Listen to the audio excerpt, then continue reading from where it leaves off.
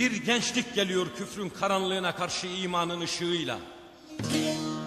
Bir gençlik geliyor ihanetin üstüne sadakatin şamarıyla. Bir gençlik geliyor zulmün üstüne mazlumun yumruğuyla. Bir gençlik geliyor ki çilesini sinesine belemiş. Bir gençlik geliyor kine karşı sevgisini bilemiş.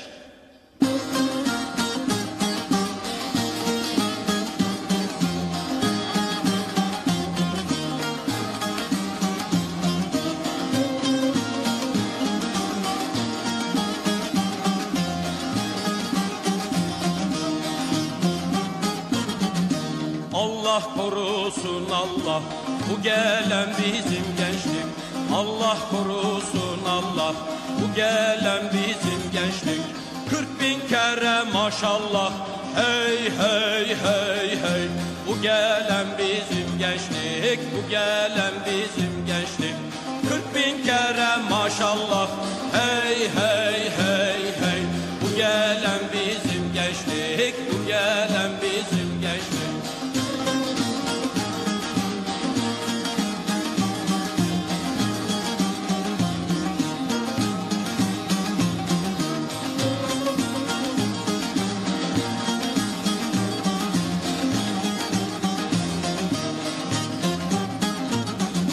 Şerefli mazisiyle, dünkü ön kuzusuyla. Şerefli mazisiyle, dünkü ön kuzusuyla.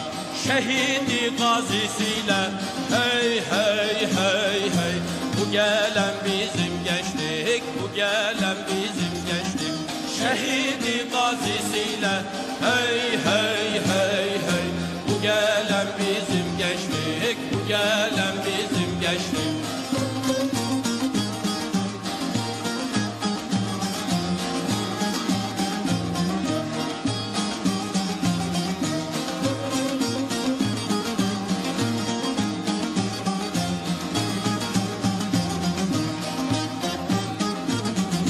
Devletin dinin kulu, yürekler iman dolu. Devletin dinin kulu, yürekler iman dolu. Yolları ülkü yolu, hey hey hey hey. Bu gelen bizim gençlik, bu gelen